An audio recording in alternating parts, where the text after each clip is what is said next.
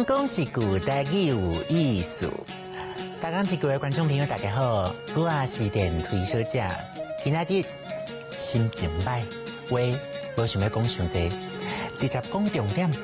咱今仔日要讲的词就是受气。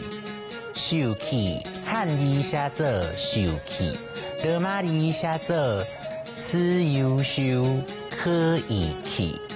受第7条，气第3条。受气，嘛有人讲上气，无共听到的受气，嘛有无共的意思。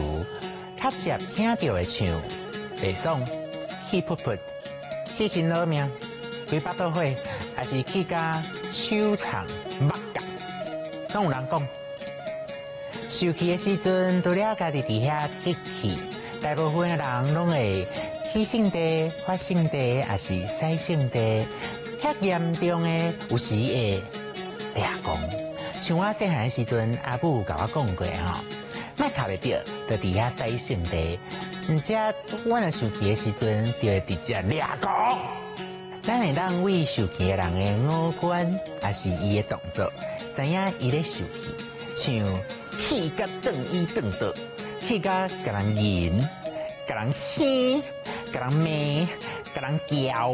对人歹嘴，还是甲人冤家相骂、相拍、相抢、相争，甚至举刀相抬、举枪相弹，创甲爱警察来处理，安尼代志就大条啊！